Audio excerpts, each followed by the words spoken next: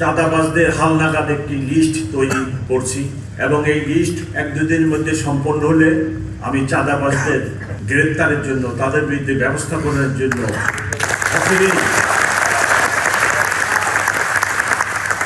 পদক্ষেপ গ্রহণ করব। সকলকে যারা এই ধরনের কর্মকাণ্ডে লিপ্ত, আমি তাদেরকে অনুরোধ করব, আপনারা এই কাজে লিপ্ত হবেন না, আমাকে কঠোর আইনি ব্যবস্থা নিতে বাধ্য করবেন না।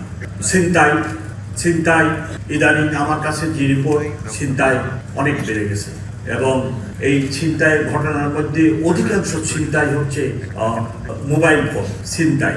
বাসে যাত্রী বসে থাকে, পাশে থেকে আসে মোবাইল ফোনটা ছিনাই নিয়ে দৌড় দেয় এবং বিভিন্ন যাত্রীদের থেকে ছিনতাইকারীরা ছুরি দেখায় অথবা এরূপ একটি কিছু দিয়ে ভয় দেখায় শুধু মোবাইল ছিনতাই ব্যাপক।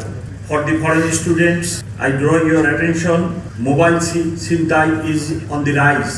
So you have to take care of your mobile when you are walking on the street, or you are shopping somewhere, or you are having your snacks or something like that at the footpath. So you must care your mobile and your vanity bag or like this with you. You must take care. ফুটপাতে অসংখ্য hawker বসে। আমি ব্যক্তিগতভাবে মনে করি তাদের সংসার আছে, ছেলে মেয়ে আছে এবং এত সংখ্যক হকারকে আপনি হঠাৎ করে না করে দিবেন, এটা বিষয়টা একটা অমানবিক হয়ে যায়। সো আমার অনুরোধ যে ওনারা যতদূর সম্ভব সংযতভাবে ফুটপাতে থাকুক এবং তাদের যে কাজটা ব্যবসা বাণিজ্য, ছোটখাটো ব্যবসা বাণিজ্য করে, আবার আমাদের সমাজের অধিকাংশ লোক মধ্যবিত্ত, নিম্ন মধ্যবিত্ত, গরিব পরিবার, তারা আবার এই ফুটপাত থেকে কিছুটা সাশ্রয়ী মূল্যে পণ্য সামগ্রী কিনে।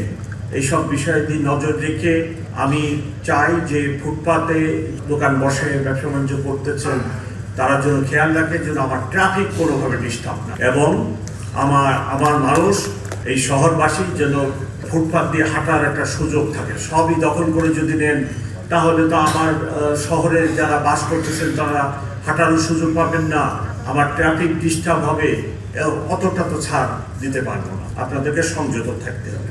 পলিটিক্যাল মিটিং মিছিল অবশ্যই তাদের অধিকার আছে, কিন্তু যত্রতত্র রাস্তায় যদি মিছিল মিটিং, যত্রতত্র যেখানে সেখানে যদি আপনার পলিটিক্যাল মিছিল মিটিং হয় অথবা ধর্মীয় সভা সমাবেশ হয়, তাহলে আমার ট্রাফিক খুব ডিস্টার্ব হয়।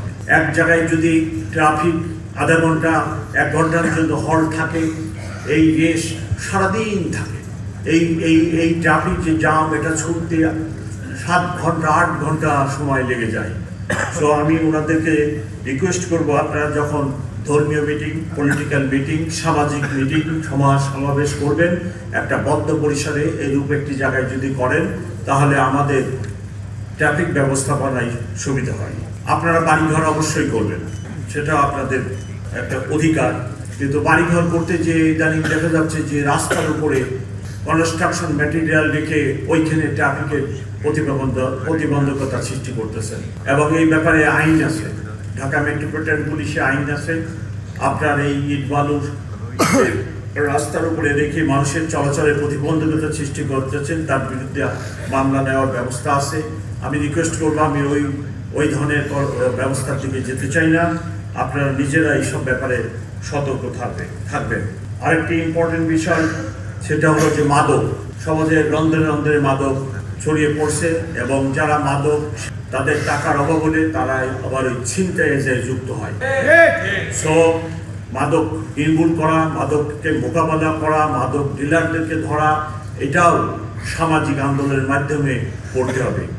সব দায়িত্ব যদি আপনারা পুলিশের ধারে চাপিয়ে দেন তাহলে পুলিশের পক্ষে এত সমস্যা মোকাবেলা করা অত্যন্ত কঠিন। সো আমি অনুরোধ করব, সমাজের যারা নেতৃবৃন্দ আছেন সবাই এগিয়ে আসেন, আমরা সম্মিলিতভাবে আমাদের সকল সহযোগিতা দিয়ে আমরা এই যে মাদক, এটাকে নির্মূলের চেষ্টা করি।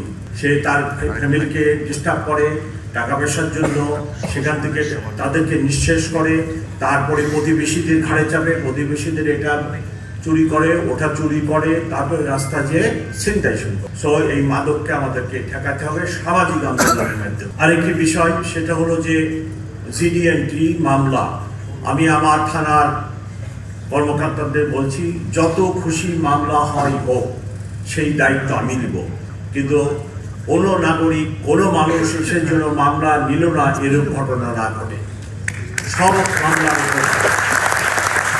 যে অপরাধ হবে সেই অপরাধে মামলা রিপোর্ট হবে, এর কোনো ব্যত্যয় আমি মেনে নিব না। এ কথাটি আমি আগেও বলছি, এখনো জোর দিয়ে বলছি। আমার অফিসার এখানে হাজির আছে, আমার মেসেজ একটাই, একটি থানায় 500 মামলা হোক, কোনো সমস্যা নেই, কিন্তু মানুষের যে গ্রিভেন্স, যে অপরাধের শিকার একটা মানুষ হচ্ছে, তার ঘটনাটি লিপিবদ্ধ হবে, একটা মামলা হবে।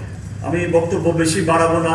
এই শহরবাসীর জন্য যেটা সবচেয়ে বেশি পীড়াদায়ক, কষ্টদায়ক, সেই বিষয়টির উপরে এক দুইটি কথা বলে আমার বক্তব্য শেষ করবে। সেটা হলো যে আমাদের ট্রাফিক, এই শহরের ট্রাফিক এখন একটা বড় মাথা ব্যথা, এবং এর সমাধান বের করা অত্যন্ত কঠিন। আমি আগেই বলেছি, একটি শহর প্ল্যানিংয়ে 25% জায়গা রাস্তার জন্য থাকা উচিত।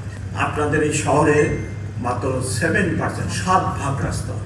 বিভিন্ন ধানমন্ডি, গুলশান, বনানী, উত্তরা, পূর্বাঞ্চল, এই সকল এলাকা বাদে বাকি হিউজ জনবসতি